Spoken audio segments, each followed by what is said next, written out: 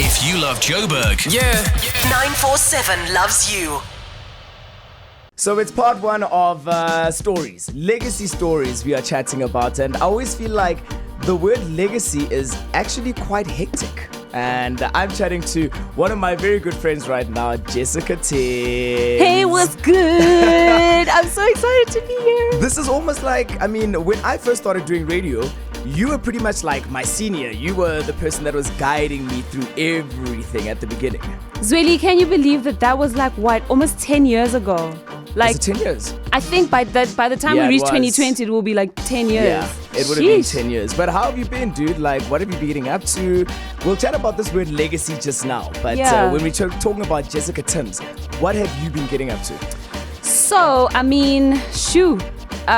been doing reality shows for different types of things. So, social investment types of things like Future Leaders, and then that other one that we did for E! Entertainment, that was like, in 2017? Yeah. But currently, I am producing on YoTV. I produce the Tuesday talk show.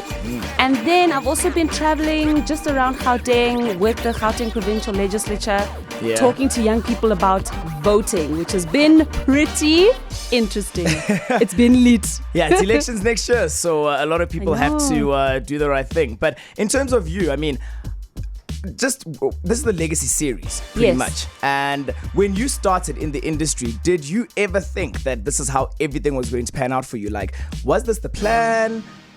What did you think you were going to be doing in 2018?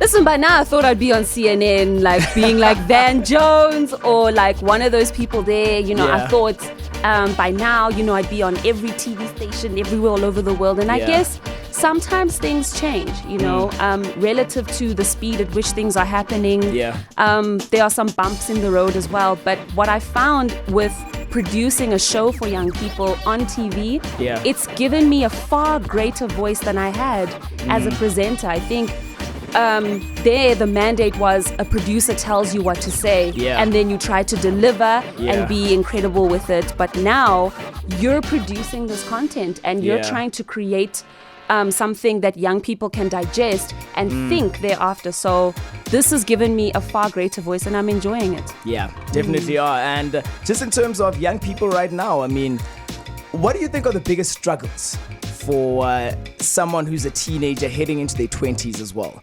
particularly in South Africa right now?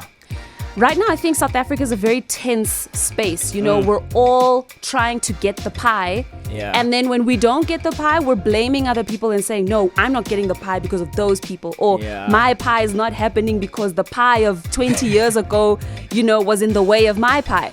So it's a very tense space right now. Young people as well are being told by their parents that, hey, voting is a privilege and do you realize how privileged you are? But then when you look around us and the access to opportunities, we're just like, this is not what privilege looks like. I mean, you should think that if we're privileged to vote, we'd be privileged to live in a society that allows us to become everything we want to be. But the opportunities in Sandton and the opportunities in Vosloorus are not the same. So we need to find a balance. Otherwise, we're in for a big mess. And that's why we're trying to include dialogue that every young person can be a part of. What do we need to do though? Because you just mentioned now Vosloorus, Sandton. There's a very big gap, but what do we need to do in order to get there where we're all going to have the same opportunities, as young people? I think the first thing that needs to be fixed is the digital divide, because people are saying, no, but there's opportunities, but then people in disadvantaged areas are saying, we don't even have money for data. You want to come here and tell us we must go scroll online for these opportunities where we need to fix the digital divide. We need to bring bring those who have the access in the same spaces with those who don't. And really start to, I think, get over ourselves as young people. And there are some of us who could help. We don't even need big corporates, We just need to say, hey, I see you're struggling. Let me put you on, or let me help you find a way. So I think we can all help each other, help each other in some way. Now, this word legacy that I mentioned right at the beginning of the interview, I always feel like it's such a big word, because there's something with a legacy. You want to leave something behind. It's like Steven Seagal saying legacy. Like some action hero figure, Morgan Freeman or something. Yeah. In terms of your legacy, what is it that you want people to remember about you? You know what I mean? Like, because we're all going to die at some stage. Yes, it sounds morbid and everything, but at some stage we've all got to go one as by Desmond one. Dube reminds us every few adverts. Yeah, it's gonna happen. This is not a paid for advert, by the way, just putting it out yes, there. It's not. But what do you want people to remember about you? I just want people to remember that I encouraged a world where we can all love each other. Yeah. Well, and then after loving each other, that conversation changes things. I mean, many people say, no, it's just a talk shop, or what does talking do? It creates consciousness. And I want people to remember that Jess taught us how to love, and she showed us that talking about stuff, no matter how tense it is, can really start the change that we need to see in the world. And that's really what I want to do. Wow. In a nutshell. That's my elevator pitch. Yeah. That's what I want to do. In terms of me, I mean, you're one of the very few people where...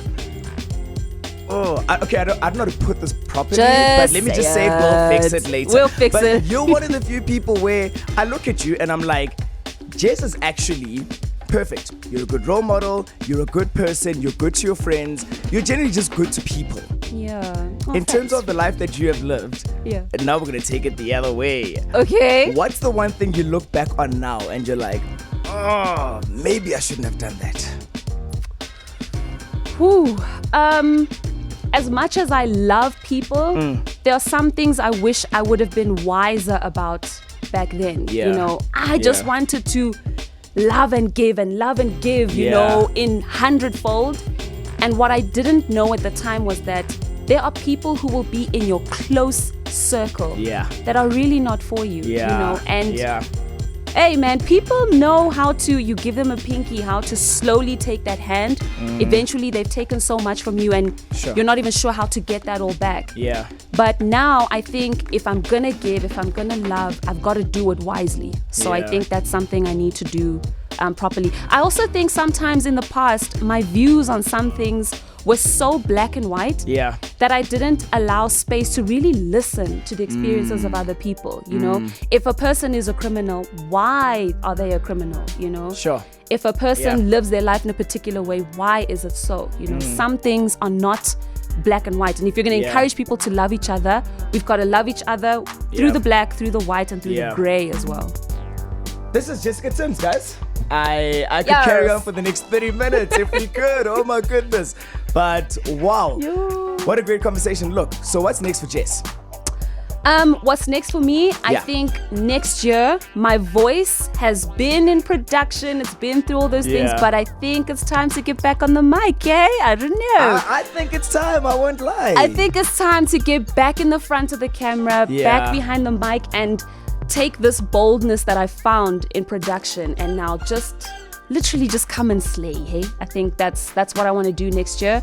I also want to create my own entities that will action this change that I've been speaking about so much. So yeah, man, we've got to find a way to do that and to be, I think, solvent as a company. But 2019, I'm so excited. Yeah, it seems like it's going to be a pretty big one. We look forward to seeing you back in front of the camera and also behind the microphone. Hint, hint, 947. We are chatting to maybe a future presenter over here. As we cough, nudge, nudge. Oh my goodness, Jess, thank you so much for pulling through and chatting to us. Thank you, Zulu. Yeah, I love you. You know I love you. I've got share this love. Tons and tons of love amazing. for you. Thank you. And we're going to continue this journey. So let's see where it takes us.